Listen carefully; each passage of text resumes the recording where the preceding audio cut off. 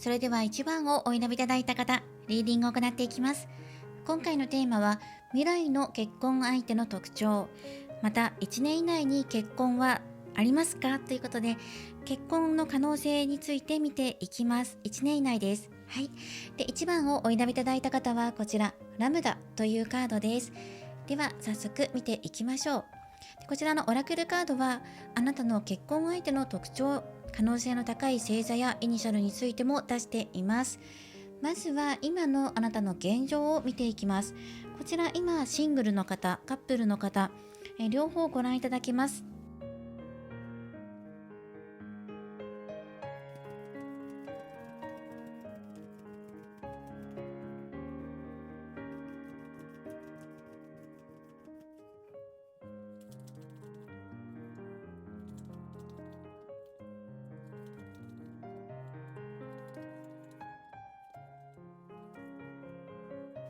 はい、それでは見ていきます。まずはこの4枚で見ていきますね。そうですね。今、シングルの方も、パートナーのいらっしゃる方も、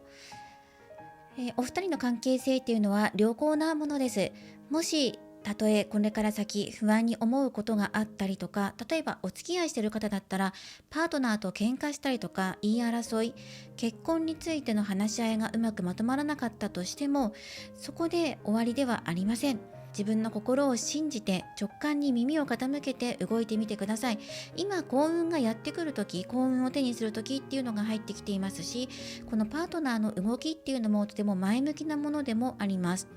パートナーの動きをあなたがサポートしていく形ですね。具体的な計画をサポート、計画立ててあげたりとか、この方が動く力を持っているので、最終的に決断するのはパートナー。そこにサポートするあなたっていう感じですかね。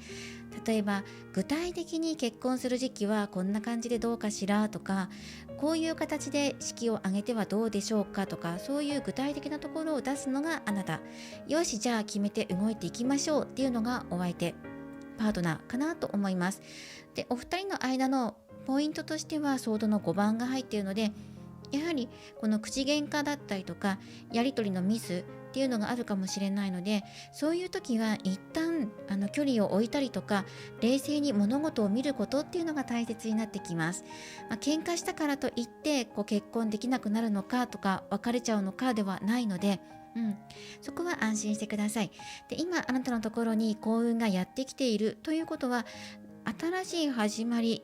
同棲がスタートするとか、このお相手の方も流れに乗っている時なので、なんか実生活において2人の距離がぐっと縮まるようなことがあると思います。で、今パートナーいません、片思いですとか、今好きな人がいなくて出会いで見ていますっていう方だとしても、今のあなたの運気っていうのがいいので、新しく始まっていくもの、手にするものがあります。それは新しい出会いだったり、好きなお相手との前進だったりもします。ただ、このやっぱり課題点としては共通してソードの5番なので、ここで対立、新しい出会いだったとしても、出会うんだけど、そこにライバルの存在がいるとか、すごくモテる人を好きになってしまったとか、そういうこともありえます。ただ、その喧嘩してじゃあ終わりとか、対立してダメだって諦めるのではなくて、いつだって自分の心をリラックスさせて安定させた状態に持っておいてくださいねっていうのがアドバイスカードで入っています。なんか周りからの障害圧っていうのもあるかもしれないので、結婚において周りからいろいろ言われるとか、自分のご両親がとかっていうこともあるかもしれないので、いつだって自分の気持ちを落ち着かせる方向に持っていくと、より良い運気になっていきます。この幸運のチャンスをしっかりと掴み取って未来歩んでいけますっていうのが入ってきています。この、好きなお相手がいらっしゃる方は、好きなお相手と前進するとき、今フリーで見ている方は出会いがありそうな時ですね。とてもパワフルな方なんじゃないかなと思います。はい。で、今のあなたの現状を見ていったところで、未来の結婚相手の特徴について詳しく見ていこうと思います。で、その後に、じゃあ1年以内に結婚の可能性高まりますかっていうのを見ていきますね。まずはこちらから結婚相手の特徴を出しています。こちらから見ていきましょう。まずトランプなんですが、トランプはエニシダという植物です。花言葉は清潔さですね。きちんとしているとか。あとはパワーストーンはエンジェルオーラです。天使とつながり、夢を実現させる石。誰かをケアする、人を癒すというカードが入っています。チャクラとしては2、3、4、7です。トゥルーラブのオラクルカードからはパワーというカードですね。力強い。そしてラブというカードも入っています。こちらフードオラクルからはイカ、エビのカードですね。柔軟性、疲れを癒すというカードです。はい。で、あとはですね、こちらカラーカードからも1枚出していきましょう。このカラーカードはラッキーカラーとしても取り入れてください。今回ラッキーナンバーとラッキーカラーです。このラッキーカラーからも、メッセージをもらっていきましょう。こちらをもらっていこうと思います。はい、この色です。プラム、試練を乗り越えるというカラー。こちら濃い紫、プラム色、果物のプラムの色ですね。この色を取り入れてください。ではこちらのカードから、そうですね、結婚相手の特徴について見ていこうと思います。まずあなたの未来の結婚相手は優しくて思いやりがある。そして魔法のように人を導いていく存在です。包み込むような優しさを持っている人。どんな状況でも温かく受け止めて励ましの言葉をかけてくれる方なんじゃないかなと思いました。その人が本来持っている力を引き出すような導きができること、また人生の転機でそっと背中を押してくれる、そんな絶妙なタイミングで支えてくれる人です。自分のことよりも人を助けたいという気持ちが強くって、そっと寄り添ってくれる優しさを持っています。あなたが辛い時には何も言わなくても気がついて温かい言葉や行動で元気を与えてくれるでしょう。見た目ですね。見た目はまず清潔感があるということです。シンプルで品のあるスタイルを好むでしょう。服の選び方や表情からその人の内側にあるまっすぐさや誠実さがにじみ出ているのが特徴的です。笑顔が優しくて温かいオーラを持っています。性格はとてもバランスが取れています。変化にも柔軟。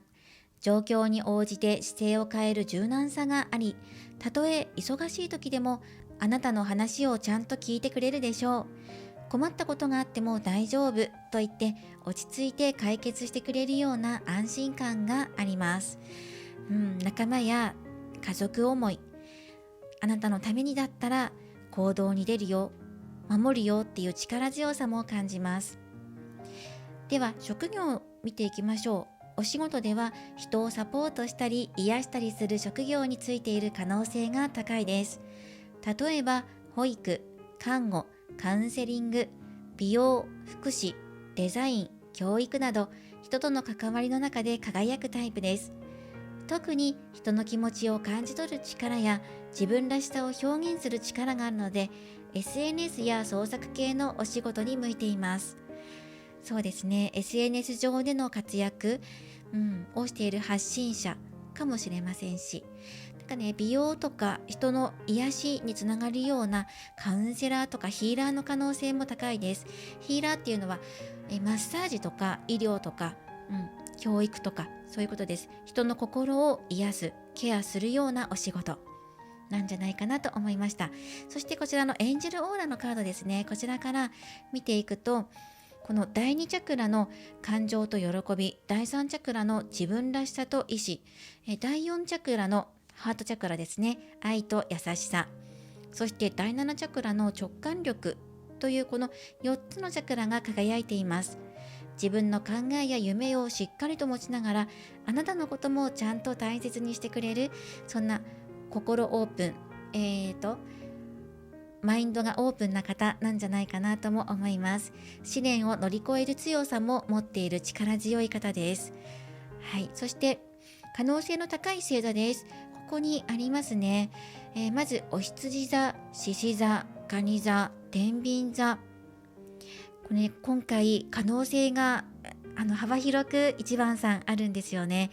あとはですね、もしこの動画をリアルタイムでご覧になっている方っていうのは、お羊座、さっきも言いましたが、お羊座と、あとはですね、お牛座の可能性も高いかなと思うんですが、まずは獅子座、天秤座、蟹座、このあたりが一番可能性が高いかなと思います。まずセンスが良くて堂々としているでしょう。太陽のように明るく元気、そして家族や仲間思いの優しさと愛情の深さがあります。癒されるのに心強い、そんな魅力を感じる方なんじゃないかなと思いました。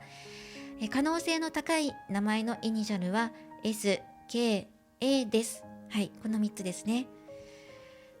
あとはルノルマンカードで、見ていきます。結婚時期について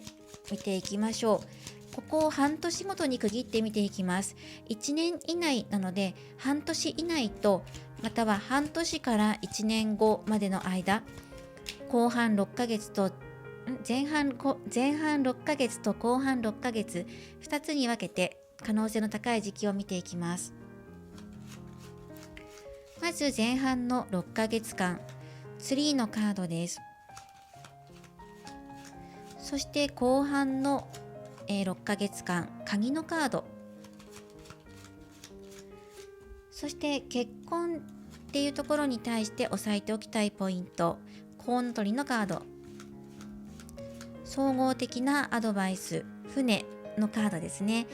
順調に結婚に向かってこの方とお話が進んでいく、計画が進んでいくと思います。なので、安心して絆を育んでいってください。で、半年以内っていうのは結婚というよりは2人の絆をじっくりと育てていくようなタイミング、大木になるかのようにたくさん栄養を与えて豊かな実りある、そんな木を、2人の絆の木を育んでいくようなタイミングです。絆を深めるタイミング。そして後半の半年間っていうのが鍵のカードなので、結婚に対しての解決ヒントだったりとか、一歩近づくような出来事があると思います。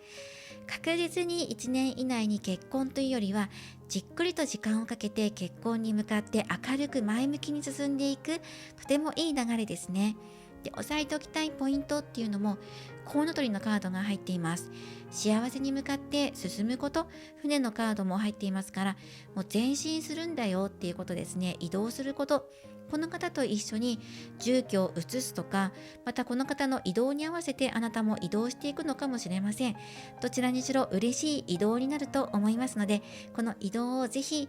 生かしていきながら前向きに捉えていってください。離れちゃうのが嫌だとかじゃなくて、今の状況で手放せないんですではなくて、もう明るい未来に進んでいくんだっていう、そういう強い気持ちを持つこと。試練があったとしても乗り越えるんだ、その力や絆は2人は持ってるんだっていうことを信じることがとっても大切になってきます。そしてあとは、言霊開花カード、こちらからもメッセージをもらっていきましょう。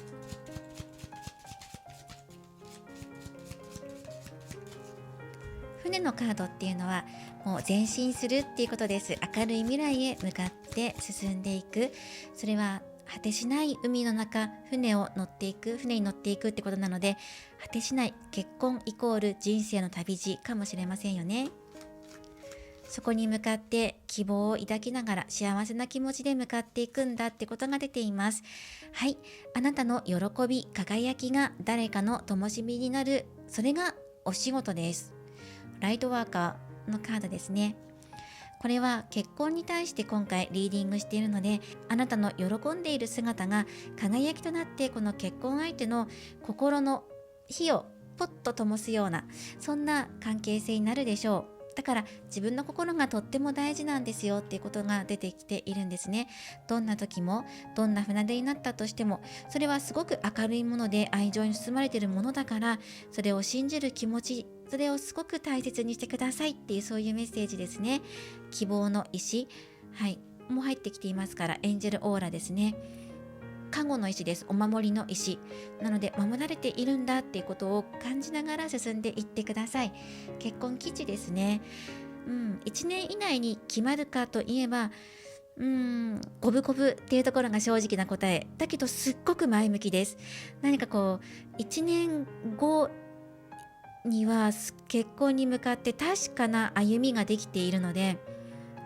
式を挙げるのが1年以上かかるかもしれないけど、1年以内には絆がすごく深まって結婚まであともう一歩っていうところまで行くと思います。すごく素晴らしい流れなんじゃないかなと思いました。はい、ということでお選びいただいたオラクルカード、こちらからもメッセージをもらっていこうと思います。ラムダ、これは左側を通り過ぎるものは誰にとっても縁起が良いものというメッセージがあるんですね。自分の左側、これを通ってくるものが縁起のいいものだということで、左っていうのもキーワードとして押さえておいてください。カードからのメッセージです。思わぬことが幸せへの近道になりそうです。今少し不安に感じることも後から振り返ればこれでよかったんだと思えるはず。直感を信じて流れに身を任せてみましょう。あなたの無意識の部分がちゃんといい方向へ導いてくれます。これから想像していなかった幸せが静かにあなたに近づいていきます。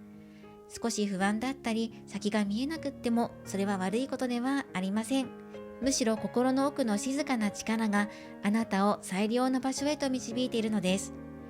意識していなかった選択やふと感じたひらめきが大きなご縁を運んできてくれるでしょう。うまくいっていないかもと思う時ほど未来は優しく動いています。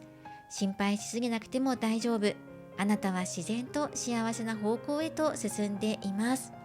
はい、というメッセージもお受け取りください。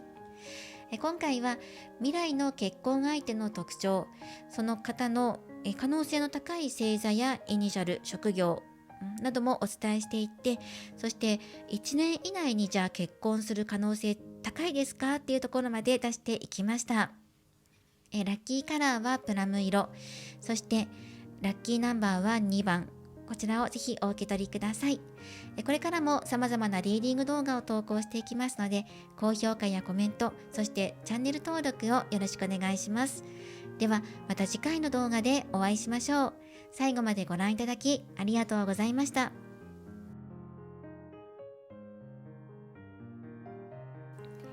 それでは2番をお選びいただいた方のリーディングを行っていきます。今回のテーマは未来の結婚相手の特徴、またその方と1年以内に結婚するタイミングは訪れますかというのをテーマに見ていきます。よろしくお願いします。2番をお選びいただいた方はエータというカードです。では、タロットカードからまず今のあなたの現状を見ていきます。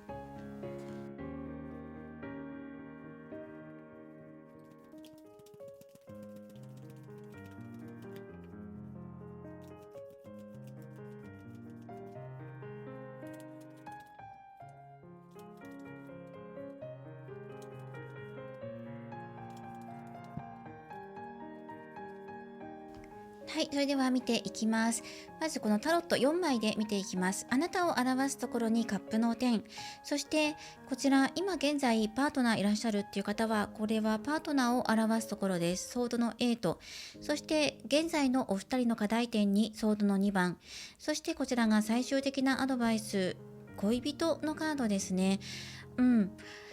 まずあなたがカップの10なので結婚を望んでらっしゃる。カップの10っていうのは家族のカードでもあります。絵にもある通り、お二人が家族になってお子さんがいて明るい光で包まれていて、それがあなたの理想、願いでもあると思うんですよね。そしてお相手がいらっしゃる方っていうのが、このお相手今ソードの8だから結婚に対して動いていない、正直言ってあなたから見たら実際何か働きかけあるのかって言ったらないんじゃないかっていうふうに私は感じるよっていうのが出てるんですね。そのお相手が動けていない、結婚に対して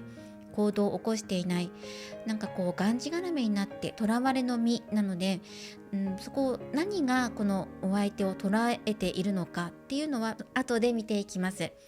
そしてやっぱり課題点もソードの2番なので、バランスが取れているようで取れていないようなとこがもどかしいような感じ、感情と理性のバランスを取るのが難しいとか、分かっているんだけど理解しがたい、理解しているんだけど納得できないとか、そのあたりが問題なんじゃないかな、何かここにあるなっていうのを感じます。ただここ、恋人のカードが出ていて、お二人の絆っていうのは確かに存在しているから、ここの今のこの問題っていうのを何とかすれば二人の気持ちは確かにありますからね。あなたの願いに近づいていくでしょう。そして今これを、パートナーではなくて片思いの状態で見ている方だとしたら、あなたは結婚したいとか付き合いたいっていう気持ちがある、結婚を前提に付き合いたいっていうのがあるんだけど、お相手の方で響いてこない、動きがなかなか見えなくて少し立ち止まっているような、そんなところですね。でもここは一緒です。最終的にはお二人の絆を感じ合えるような、そんな流れになっていきます。まずはここの取っかかりを外していくことっていうのがテーマですね。で、今出会いで見ているっていう方も、フリーの方だとしても、やっぱり理想の結婚像っていうのがあなたの中にあって、温かい家庭を築きたいなとか、誰かと分かち合う愛情を分かち合いたいなっていう、そういう世界があるのかな、あるんだったらそこに行ってみたいなっていう気持ち膨らんでいます。ただ相手が見つからないとか、フリーの方ですよ、好きな人がいないっていう方は、その出会いがそもそも今ないとか、新しい出会いを求めて自分が動けていなかったりとか、向こうからのお誘いもないし、まだ何もない、始まっていないような状態。そして課題としては、やっぱりご自分から動いていった方がいいのか、それともどうしたらいいのかってことで、今の現状とか問題っていうのがどこにあるのかなっていうところまではちゃんと見れていないような感じっていうのが入ってきます。共通して言えるのは最終的にここですね。コミュニティを持ったり、コミュニケーションを取ったりとか、絆を確かめ合える瞬間っていうのも訪れるし、出会いで見ている方っていうのは恋人のカードなので、切磋いろいろあると思いますが、最終的に恋人ができるような流れになっていくと思います。恋人、そうですね、好きなお相手で見ている方も恋愛関係になっていく可能性は十分にあります。問題はここですよね。ここ、何がこのお相手突っかかってるのかなっていうところを見ていきます。これはタロットで出そうかなと思います。お相手のことを深掘りしていきます。結婚っていうところに対してなかなか動けない。それはなぜか。パートナーのいる方はもちろん、好きなお相手が今結婚に前向きじゃないのかなと思います。交際っていうところは考えていても、結婚っていう風になるとちょっと止まっちゃう。それはなぜなのかなっていうところを深掘りしていきます。コインの7番です。これは見直しっていうところですね。なので、結婚っていうところに対してもっとじっくりと練りたいんだよねとか、まだ構築させていきたい、まだその段階じゃないっていうところで止まっているっていうのが入ってきますね。これが一番の原因じゃないかなと思います。で、お二人のそのパートナーの関係性だとしても、そのどれぐらいお付き合いしてるか、年月が長くても短くても、このお相手パートナーから見たらまだ結婚っていうところはちょっと時間かけて育んでいきたい、考えていきたい、しっかりと考えていきたいんだよねっていうところです。このソードの2番に対しても1枚出します。はい、ソードのナイトのカードですね。一方的にならないように気をつけることっていうのも、お互いの間の共通認識だったり、またパートナーがそれを強く意識していたり、例えば片方が結婚したいっ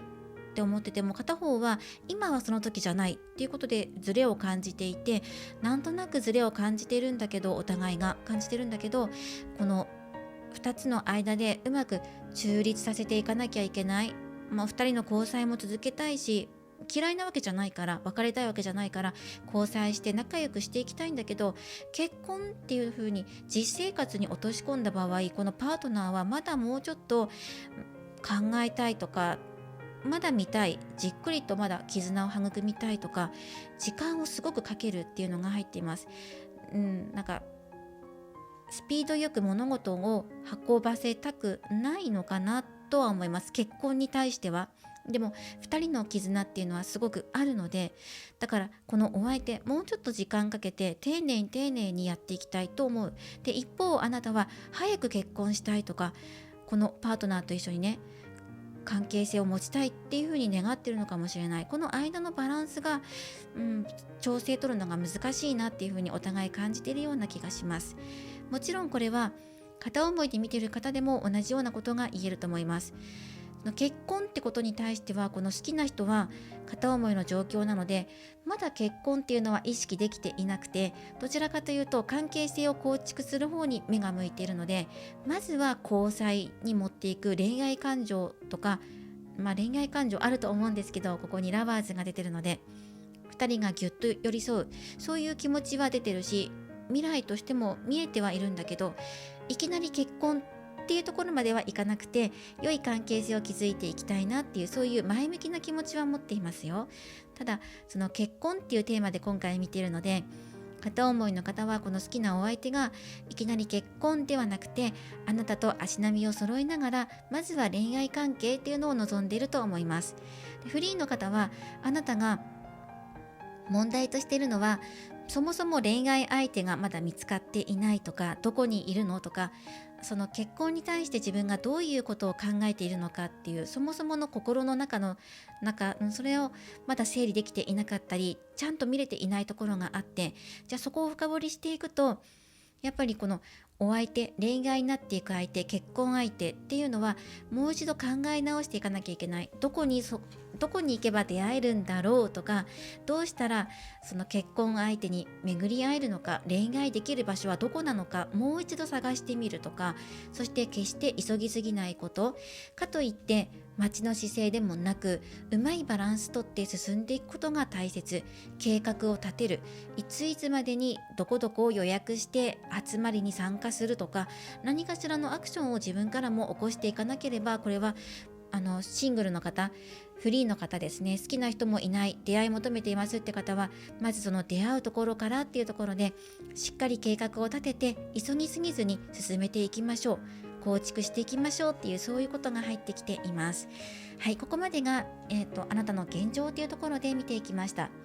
では結婚相手の特徴っていうところで、こちらのオラクルカードから詳しく出しているので、それを見ていきましょう。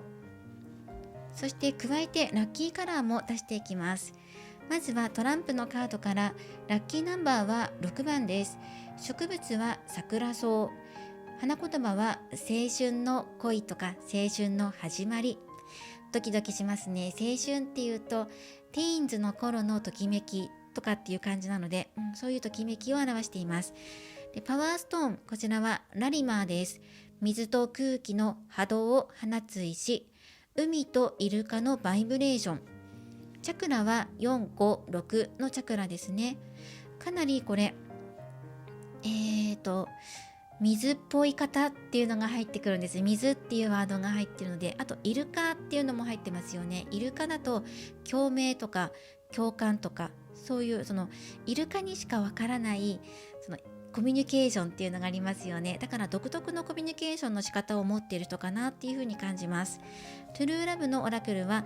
直感に従う。そう、今回この結婚相手、直感に鋭い方とか、あなたと通じ合うものがあるんじゃないかなとも思います。そしてアクション、行動です。行動に起こす。でフードオラクルからはアップル、健康と繁栄、恋愛運が高まるっていうのがあるので、今その片思いの方でもパートナーがいらっしゃる方でもフリーの方でも、恋愛運そのものが上がっていきます。だから自分のところに運が味方してくれるので、好調の波に乗っていけるんだっていう風に感じてください。そしてフリーの方は、今までつながりのあった人、過去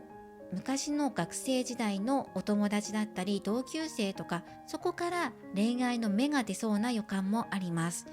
学生時代だけではなくて、前の職場のつながりの方とか過去のつながりっていうところに注目してみてください。あなたの未来の結婚相手の特徴は、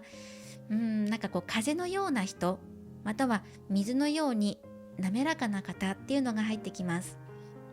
この方はどこか懐かしい気持ちになるかもしれません。これから新しく出会う中にいるかもしれませんが、出会った瞬間に懐かしさを感じるかもしれません。または出会って間もないのにずっと長く一緒にいるような、そんな温かさを感じるような、ふるさとのような方ですね。自分の故郷とか、その生まれ育った場所、懐かしさ、温かさとか、その青春時代とかを思い出させるような、そんな人かもしれません。話す声は柔らかく、そっと心に染み込んでくるようで、気がつけばあなたの緊張もほどけてしまうでしょう。この方は自分の直感や感覚をとても大切にしています。例えば、今日はこっちに行ってみようと突然言い出して、でもその先で素敵な出来事が待っている。そんな不思議なことがよくあるでしょう。見えないものを信じる力があって、あなたの心が曇った時でも大丈夫と優しく光を見せてくれるような、そんな直感力に冴えた方です。そしてあなたの周りの人たちに希望や気づきをもたらしてくれるでしょう。幸せを遠くに探し求めるのではなくて、実は身近な場所に幸せがあるんだということに気がつかせてくれる人です。そばにいるだけで安心感や癒しをもたらしながらも、どんな時にも光を示して、幸せは探すものではなく感じ取るものだと優しく教えてくれるような人ですね。カラーカードも出していきましょう。この方の特徴を表すカードです。そしてラッキーカラーとしてもお受け取りください。水のエネルギーがすごく強いなと思う。あとは空気を読むのがうまいとか、整えるのが上手な方、場の空気を和ませるとか、そういう特徴もあると思います。はい、カラーの見ていきましょう。シアンです。自信を持つ。カラーとしては青ですね。鮮やかな青とか鮮やかな水色っていうのがラッキーカラーです。はい、そしてあとはですね、見た目です。この方の外見っていうところなんですね。まず顔立ちは整っています。淡い色のお洋服がよく似合う雰囲気を持っていると思います。ここにもある通り、海のような静かな海のような透明感を感じさせるでしょう。笑顔は控えめなんですが、時折見せるその笑顔には人を包み込むような温かさがあります。香りや肌触りなど五感を大切にしているのも特徴的。香水や柔らかい素材の服などもこだわりを持っているでしょう。性格は穏やかでロマンチスト。あなたの話にしっかりと耳を傾けて、言葉の裏にある気持ちまで感じ取ってくれる感受性を持っています。感性の高い方ですね。誰かを傷つけるような言い方はしません。思いやりに満ちた言葉で安心感をくれる人。自由で優しく、どんな時も自然体です。可能性の高い職業としては、芸術や音楽、ヒーリング、カウンセリング、または図書館や自然に関わる場所など、心を動かす仕事や静かに人を支える仕事についている可能性が高いでしょう。内面の豊かさで人を引きつけるタイプです。想像力豊かで自分の世界観を持っているでしょう。なので芸術性の高い人とか、アートギャラリーとかカフェとかに勤めている可能性もあります。また健康に携わるようなそんなお仕事もしているかもしれませんし、行動、体を動かすようなお仕事をしている可能性もあります。で、この方、ここにある通り、第4、第5、第6、このあたりのチャクラがとても特徴的です。第4チャクラはハートチャクラ、愛と感謝を表します。第5チャクラは喉元、本音を表現する力。第6チャクラは眉間のあたりで直感と真実を見抜く力。このあたりが強く働いています。あなたの心の声にもすぐに気がついて、言葉にしづらい思いを汲み取ってくれるようなそんな方です。可能性の高い星座もここに出ていますね。魚座が一番可能性が高いです。その次にはお羊座も可能性が高いかなと思いますが、魚座のようにロマンチストで感受性の高い方っていうのが入ってくるかなと思います。魚座は海洋星に守られた無条件の愛と共感力の星です。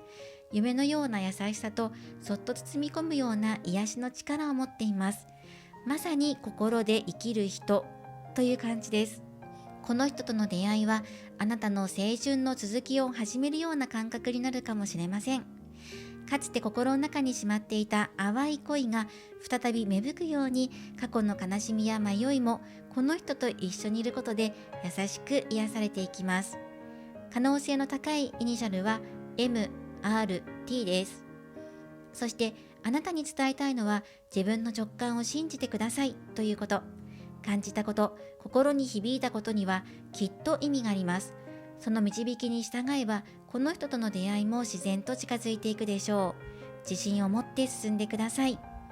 そして結婚の時期、高まる時期を見ていくんですが、今回1年以内で見ていきます。今現在パートナーのいらっしゃる方も、そしてこれから先新しく出会う方も、この方と結ばれて、またはパートナーのいる方は今これを見てから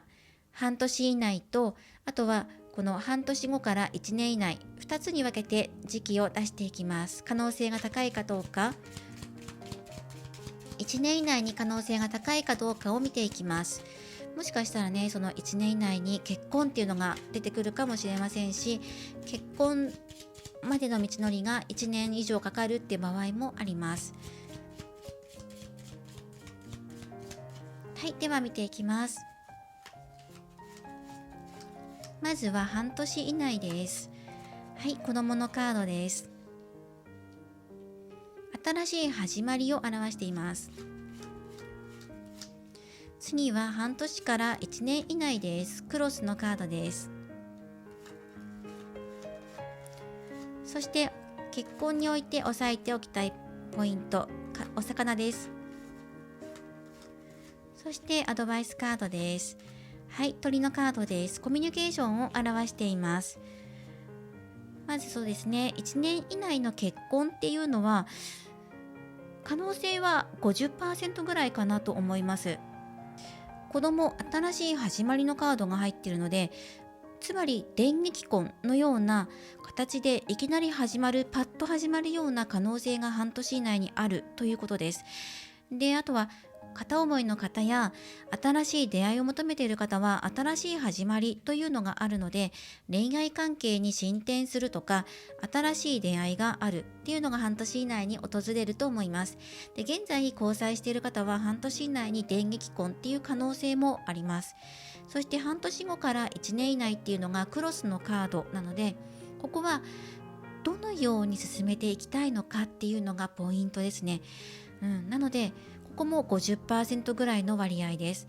クロスは宿命とかを表している、運命や宿命を表しているので、それをどう感じるのか、特にこの結婚相手っていうのが感性の高い方、そしてあなたと心の通い合わせ、共感っていうところで強くそのエネルギーを発しているので、自分たちがどのように感じてどのように行動するのかによって1年以内の流れが変わる、どんな運命を感じるのかとか、そういうところかな。ポイントとしてはお魚のカードで豊かさ、繁栄、そしてお金っていうのを表しています。例えば結婚っていうところを具体的に考えていくのであれば、生活後の経済面を考える、具体的に考えることだったりとか、ただこの方すごくロマンチックな一面で、じゃあ現実味あるんですかって言ったら、そこをちょっと欠ける可能性があるんですね。夢、理想を追い求めていくタイプなので、地に足がついていない可能性も少しだけあります。このお魚もそうなんですけど、自由に泳ぎ回ったりとか、夢、理想を膨らませていって、または自分のやりたいこととか芸術性の高い方なのでアーティスト気質なんですね。なので自分の夢を追い求めていって、結婚っていうところ、現実の生活っていうところは1年以内にはパートナーの方が考えられないっていう可能性があるかもしれない。好きな気持ちはあるんだけど、結婚っていうことと恋人関係っていうことの境目が曖昧だったりとか、好きで一緒にいられたらそれでいいんじゃないかっていうような、そんなお相手かもしれないんですね。なので結婚っていうところを求めていくのであれば、やはりお互いの価値観のすり合わせとかバランスをよくとっていくこと、バランスをとって行動することっていうのがとっても大切です。総合的なアドバイスカードもコミュニケーションを表す鳥のカードが出ているので、何度も何度も見直しがかかるかもしれない。その度に2人で話し合いをしてコミュニケーションをとって、そして絆を深めていくんだよっていう、そういうアドバイスですね。この、ラバーズのカードも出ているので、2人の絆っていうのは感じられる。だけどじゃあ結婚、じゃあ恋人っていうところでちょっとここがぼやけてしまいがちな、そんな相手かもしれませんね。そこを整えていく、そういう感じになるんじゃないかなと思います。はい、ということで、言霊開花カード、こちらからもアドバイスカードもらっていきましょう。どんな時もコミュニケーションをしてください。一人で突っ走りすぎることなく、独断と偏見で決めてしまうのではなく、二人でいつも一緒にこうやってやっていくんだよっていう気持ちでいてください。こちらですね。はい、違いを受け入れる。誰とも比較できないあなた。自分自身の個性、お相手の個性、どちらも違うけどどっちも大切。お相手の個性もあなたの個性もそれぞれがオンリーワン、たった一つしかない存在だっていうことをお互いが受け入れる。そして比較しない。周りはもう結婚してるのにとか、自分も早く結婚したいなとか、誰かと比べるのではなくて、あなたはあなたっていうことで、2人の関係性を2人だけの世界で感じていくことが大切になってきます。では、お選びいただいたエータのカードからメッセージをもらっていきます。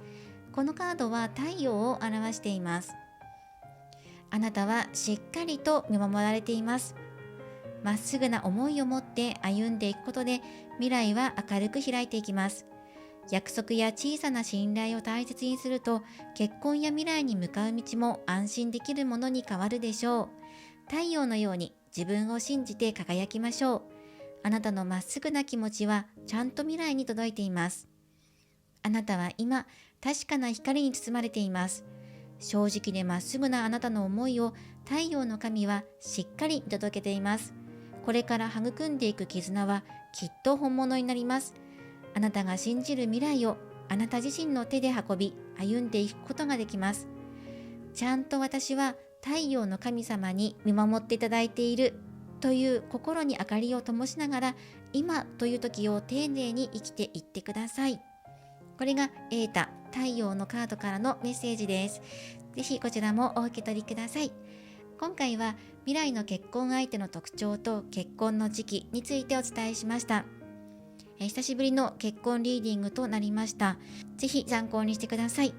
これからもリーディング動画を投稿していきますので、高評価やコメント、そしてチャンネル登録をよろしくお願いします。ではまた次回の動画でお会いしましょう。最後までご覧いただきありがとうございました。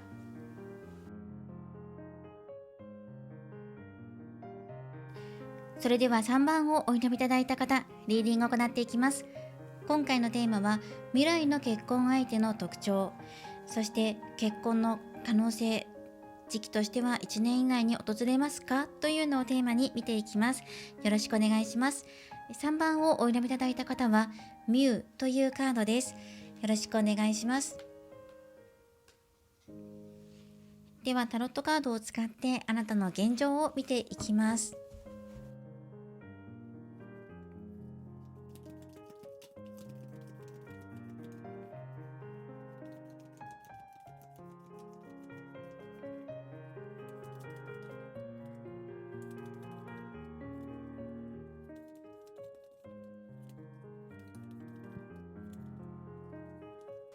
ではこの4枚から見ていきます。エンペラー、司祭のカード、マジシャンのカード、カップのキングとかなり強めのカードが入ってるなと思いました。ただあなたと今現在お付き合いされているのであれば、パートナーのエネルギーが少し異なっているというか、それぞれの個性が出てるなと思います。これはお付き合いしている方からまずお話ししていきますね。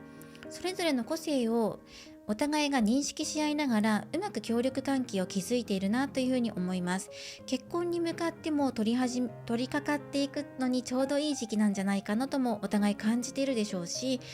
そうですね、お互いの精神的な熟成度っていうのも結婚の域に達しているという表現になるのかなと思いますが、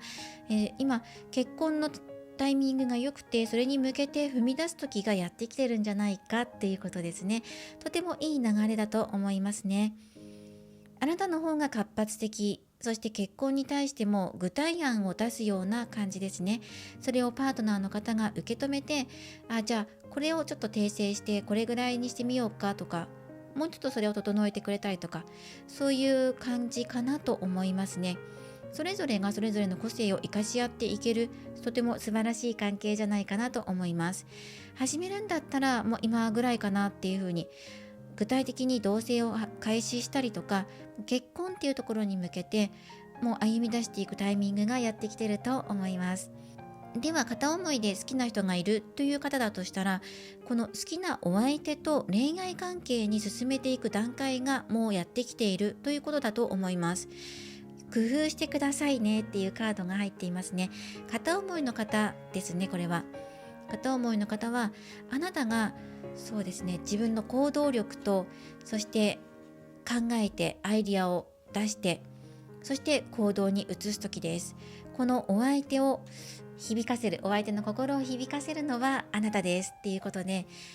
お相手をその気にさせて恋愛関係に持っていきましょう。とても流れがいい時なので、今アタックしやすい、アプローチしやすいんじゃないかなと思います。フリーの方、お互いそれぞれがフリーで、そして恋愛関係になっていくという、そういう関係性の方々ですね。で、あともう一つは、あなたが今フリーの方、好きな人がいない、新しい出会いで見ていますとか、そういう方にとっては、今まず恋愛相手を探すっていうところですね。そこも同じく、このあなたがどんな相手を求めているのかっていう、まず自分のことを深く知ること。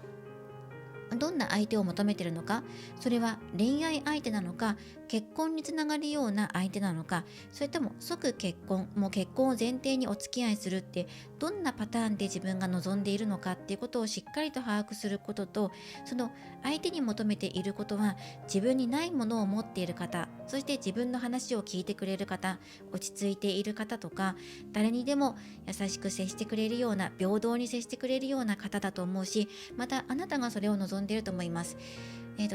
誰かに不公平に扱われたことがあるのかもしれない、あなたが。なので自分に対しても正当な評価をしてほしいっていうのがあるので、なんか周りと平等な感じで接してほしいとか、もちろん自分のこと特別扱いしてくれたらすごく嬉しいんだけど、不当な扱いとかをしないような方に惹かれる傾向があるんじゃないかなと思いました。あとは心の広い方、心に余裕のある方なので、そうですね、お仕事的にも落ち着いた段階にいらっしゃる方とか、年齢も成熟した方を好まれるんじゃないかなとも思いますし、適していると思います。はい、ということで今の現状を見ていきました。お付き合いを今されている方、片思いの方、今フリーの方、それぞれのメッセージをお届けしていきました。ではここで見ていきましょう。未来の結婚相手の特徴です。こちらのオラクルカードで出していますので、ここから見ていきましょう。まずはラッキーナンバーは10番です。このカードはスミレのお花です。花言葉は奥ゆかしさとか控えめ、美しさっていう花言葉があります。この花言葉からも分かる通りに、結婚相手の方は控えめな方なんじゃないかなと思います。奥ゆかしい方、行動的でアグレッシブというよりは控えめ、ゆったりとか、自分の感性を大切にしている方、口数は多くないけど愛情深い方なんじゃないかなとも思います。そしてパワーストーンのカードからはピンクトルマリンです。愛のバイブレーションの石、ハートを開き愛に満たされるという石ですね。すごく素敵です。鮮やかだなと思いますね。トゥルーラブのオラクルカードからは自分を信じるというカードですね。あなた自身が自分を信じること、信じて進んでいくこと。そしてこれリーダーシップのカードです。結婚相手の方、積極的にリーダーになりますって挙手をするタイプというよりは、任せますって周りに信頼されて、そしてリーダー役を引き受けるような方なんじゃないかなと思います。ここにもこの奥ゆかしさや控えめっていうのが出てますね。そしてフードオラクルからはグリーンティー、緑茶のカードです。守る、平穏を保つなので、平和的な方、落ち着いていて、そうですね、穏やかな方っていうのが入ってくるかなと思います。そしてカラーカードからもこの方の特徴を出していきましょう。ほっと一息つけるような、そんな方かもしれませんね。一緒にいるとなんか落ち着くなとか、なんか私っていつも落ち着きがないタイプって言われちゃう。だけどこの人と一緒にいると安心できるとか、心が動揺する時もこの人がいてくれるおかげで落ち着いてられるとか、そういうことを感じやすいようなお相手かもしれません。カラーカード、こちらはラッキーカラーとしてお受け取りください。マゼンタ、赤紫色です。これは英知とつながるっていうメッセージなんですけど、このピンクトルマリンとも色合いが似てますね。ちょっと濃いめのピンク、これがラッキーカラーです。このカードから結婚相手の特徴を見ていきましょう。そうですね、まず一見とても静かで控えめな印象を与える方なんじゃないかなっていうのも感じます。でもその内側には強くて温かい光を宿しているような方、静かな森の奥に咲く一輪のすみれのような方ですね。言葉は少なくても行動や表情でしっかりと気持ちを伝えてくれます。この方の魅力は表に出すより深く感じること。誰にも言わずに人のことを思いやったり、困っている人をさりげなく支えたり、そうした優しさや強さが日々の中に自然と現れています。恋愛においても大胆な言葉やサプライズは少ないかもしれません。ですが、その分一つ一つの言動が本物の愛にあふれています。外見は落ち着いた雰囲気、ナチュラルな美しさがあります。肌が綺麗だったり、姿勢が良かったり、食生活に気を使っていたり、無理のないスタイルを大切にしている方です。控えめで洗練された魅力を持っていて、周囲からなんかあの人気になるなというふうに思われやすいタイプです。性格はとても誠実で、自分の軸をしっかりと持っています。責任感が強く、信頼される存在です。そして他人をコントロールしようとはしません。あくまでも共に歩むという姿勢であなたの隣にいてくれます。普段は静かでも実はリーダーシップに優れていて、大切な時にはしっかりと前に出てくれる頼もしい存在です。知識力のある方、専門分野に長けているっていうのも考えられますね。何かのプロとか、職業としては医療、福祉、教育関係など人を守り育てるような分野や、財務や管理、研究職など一つの分野に深く関わる職に就いている可能性が高いでしょう。日々の中で信頼と安定を築くことが得意な人なので、職場でも頼りになる存在として見られています。先生のような方ですね。この方はここですね、このパワーストーンのカードからもチャクラが入っています。第2チャクラ、第4チャクラ、第7チャクラが入っています。第2チャクラは生命力、第4チャクラはハートチャクラといって深い愛情を示す。第7チャクラは頭頂部のあたりで工事の次元とつながるチャクラと言われています。このあたりの特徴を強く持っています。ですので、物事を冷静に判断しながらも心の中では誰かを守ろうとする強い愛情を持っています。その力は自分を信じる勇気や人を導く温かさとなって現れているでしょう。導くっていうのが入っているので、誰かの話を聞く、相談を受けるカウンセリングの仕事をしていたり、また教師ですよね。教えながらも導くような、そんな職業になっているのかなとも思います。可能性の高い星座は牡牛座かさそり座です。またはお羊座、水亀座の可能性もあるでしょう。牡牛座は安心感と美しさ、さそり座は深い愛情と変容を表す星座です。どちらも派手さよりも本物志向です。本物を大切にするタイプ。あなたにとって人生の軸となる存在になるでしょう。ここにね、牡牛座とさそり座のカードが入っているので、この2つの星座が可能性が高いかなと思います。またはそうですね、お羊座か水亀座ですね。この方はあなたのことを誰よりも理解しようとしてくれます。そしてどんな日常の中でもあなたが自分のままでいていいんだと感じられるような空間を作ってくれます。毎日の日常に寄り添う、そんな当たり前だけど安心できる幸せを改めて感じられる。そしてふっと気持ちを整えてくれる、そんな方です。これからあなたに必要なのは自分を信じる勇気です。あなたが自分の光を信じたとき、この人もまた自分の心をあなたに開いてくれるでしょう。そして2人の間には静かに強く深くて温かい絆が育まれていきます。はい、ということで、ルノルマンカードから結婚の時期について見ていきます。1年以内で出しますね。まず前半の半年間と後半の半年で出していきます。この方と1年以内に結婚っていう可能性は高まりますかっていうことですね。今お付き合いされている方はこれを見てから半年以内、半年後から1年以内でもいいと思います。で、これから新しく出会う方はその出会ってからとかお付き合いを始めてからっていうふうにカウントしてもいいと思います。見ていきましょう。まず半年以内です。タワーのカード。次は半年から1年以内です。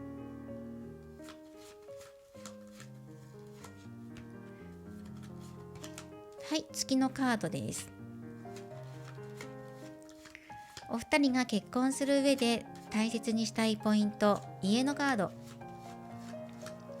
そして総合的なアドバイスです。アンカーのカードです。プラス、言霊開花カードからメッセージをもらっていきます。1年以内に結婚っていうのは、まず前半の部分、前半半年以内っていうのはまだ結婚っていうところまではいかないかなと思います。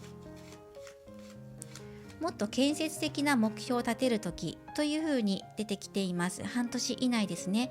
なので今その結婚の流れに乗っていくタイミングなんですが、半年かけて具体的に建設的な話し合いを設けるとか、もっと現実に落とし込んでいくような、そんな作業が半年間行われていきます。じゃあ半年後から1年以内の間はどうかって言ったら、ロマンを表すムーンのカードが出ているので、可能性としては高いんじゃないかなと思います。半年後から1年以内に式を挙げるとか入籍するとか、それまでの念入りな計画を立てるのが半年以内の流れっていう感じですかね。はい、そのように出ています。そして押さえていきたいポイントとしては、お家のカード。お互いがリラックスして向き合える関係性かどうか、結婚に対してお互いがどういうイメージを持っているのか、落ち着いた関係性をこれからも育んでいけるのかとか、一緒に住んでみたらどうなのかとか、まだ同棲していないっていう方は実生活に落とし込む作業っていうのが入っているので、それをやってみてどう自分たちが感じるのかっていうところを見てみてください。家っていうのは家族とか自分たちの住む場所、安心できる場所ですよね。居心地のいい家なのか、居心地のいい空間なのかとか、そこをしっかりと確かめてみてください。そして全体的なアドバイスはアンカーです。信頼のカードですね。お互いが結婚の約束をするにあたって、やはり信頼っていうところが大きなキーワード。信頼し合ってるのか、それを実感できる半年以内になるのかどうか、そしてそこに踏み込んでいけるのか、結婚っていうところに実際に足を向けていけるのか、一歩踏み出していけるのかっていうところですね。思い描いているだけではなくて、理想だけではなくて、ちゃんと現実に落とし込む、そんな作業が必要になってくると思います。あとは一部の方で在宅ワークをしている方っていうのは、結婚後も在宅ワーク、お相手だったり自分だったりが在宅ワークができる環境を整えることっていうのも一つキーワードとして入っています。そして言霊開花カードからはここですね。 You can go anywhere。 あなたはどこにだって行けます。はい、どこにだって行けるから、だから目標を定めて自分で動いてみましょう。お相手に身を任せたいところでもあるんですが、リーダー的なタイプなのでなんですけど、あなたの方からも軽く一歩を踏み出してみてください。もちろん行動力のある方ですから、あなたが動けばお相手も響いてくる、そんな関係性だと思うんですね。だから実際的にこの実生活に落とし込むために、建物っていうのがここ入ってきてるので、なんか場所、家とか住む場所どうするとか、一緒に住むとか、中にはご結婚されても離れて暮らす、そんな環境になるような職業に就かれている方もいるかもしれないんですよね。建物っていうのが重要なワードで入ってきています。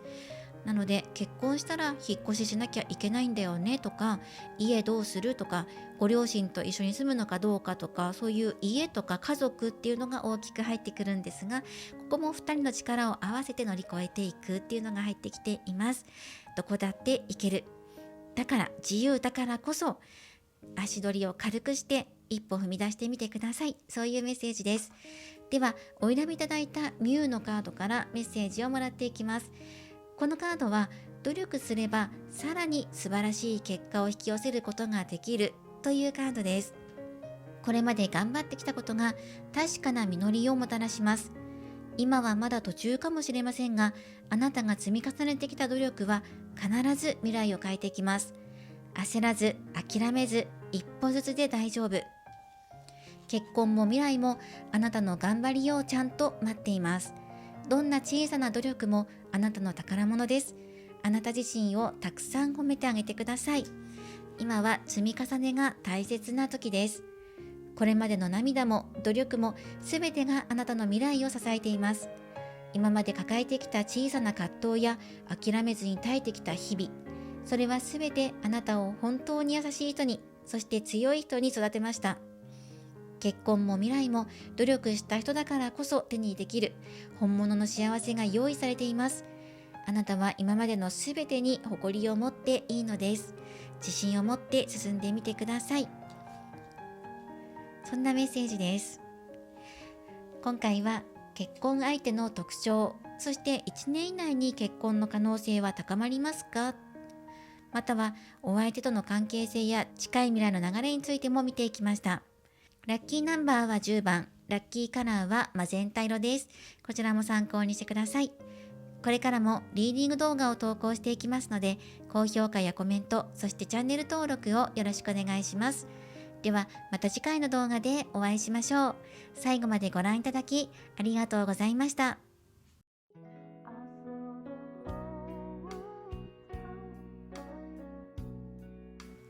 今回のリーディングはいかがだったでしょうか。久しぶりのリーディングとなりました。久しぶりのテーマとなりました。未来の結婚相手の特徴について見ていきました。また1年以内の結婚運、結婚の可能性ありますかっていうのもテーマに見ていきました。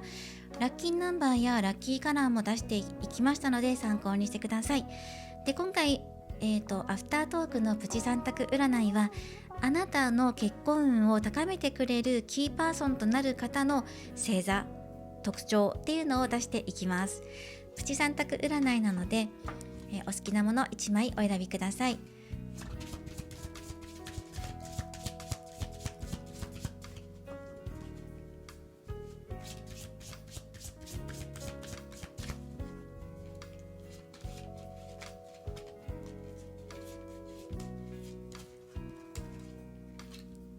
はい、こうですね。ではこちらから左、真ん中、右と直感で1枚お選びください。お選びいただいている間に少しだけフリートークするんですが、この手袋すごく気に入ってるんですけど、もうだいぶ使っていましたので年季が入ってきて、ここがねちょっと破れてしまいました。なので補修しなければいけないなと思いつつ、1週間過ぎてしまったのでそろそろ取り掛かろうと思います。はい、そして、気に入ってるのでもっと長く使っていきたいんですけど、こちらもう一つ買っておけばよかったなっていうふうに後悔しています。はい、では見ていきましょう。左、真ん中、右と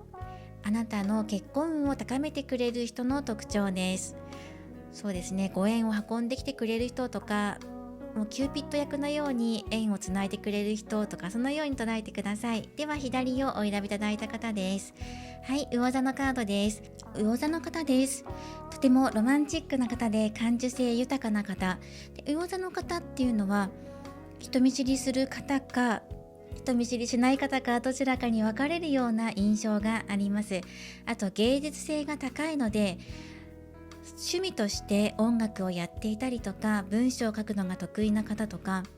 絵を描くのが上手な方っていうのもあると思いますし、あとこの方との出会いの場というか、一緒にいる時に美味しいご飯を食べたりとか、あとアートギャラリー、ギャラリーのついたカフェとかで一緒に食事をしたりとかするのかもしれないなっていうふうに思いました。あと夜のバーだったりとかお酒の席っていうのもありますね。この方があなたのキューピッド役になってくれると思います。とてもロマンチックな方なので、ロマンチックな演出を手伝ってくれると思います。では真ん中をお選びいただいた方です。真ん中の方は獅子座のカードです。明るくて堂々としていて、カラッとしたような明るさ、さっぱりとした方とかかもしれないですね。お顔立ちははっきりとしている方だと思います。堂々たるオーラを感じさせるような方だと思いますね。この方がリーダーシップをとって、リーダーシップ、を取るかもしれないですね。積極的に物事を動かしてくれる、あなたとお相手とのご縁を近づけてくれるような、誰とでも仲間、仲良し、友達とかそういう気質もあるかもしれないですね。出会ったら即友達みたいな、そういう気質もある方だと思うので、この方が明るく引っ張ってくれると思います。輝いているなっていう方ですね。外見も結構派手めだと思います。では、右をお選びいただいた方は火星のカードです。だとすると、今その火星が獅子座に滞在しているので、可能性の高い方としては獅子座の方、または星座にとらわれず行動力のある方っていうのが入ってくるかなと思います。火星は行動を表すので、大胆な行動をとる方とか勇気を持っている方、この人すごい行動力あるなとかアグレッシブだなとかって思う人が近くにいれば、その方があなたと結婚相手のご縁をつないでくれるキューピッド役です。もう積極的に引っ張ってくれると思いますね。はい、口数も多いんじゃないかなと思います。この方の特徴も参考にしてください。なんかこの方だけは特徴的に男性的な方っていうのが入ってくるので、性別は男性かもしれません。またはその性別問わずに、やっぱり積極的な方、カラッとしてる方とか、すごく動きの多い方とか、タフな方ですよね。お仕事と趣味と同時進行していたりとかしていて、体力のある方っていうのも入ってきます。以上のこの3名を参考にしてください。はい、今回は結婚についてリーディングしていきました。これからも様々なリーディング動画を投稿していきます。よろしかったら高評価やコメント、そしてチャンネル登録をよろしくお願いします。ではまた次回の動画でお会いしましょう。最後までご視聴いただきありがとうございました。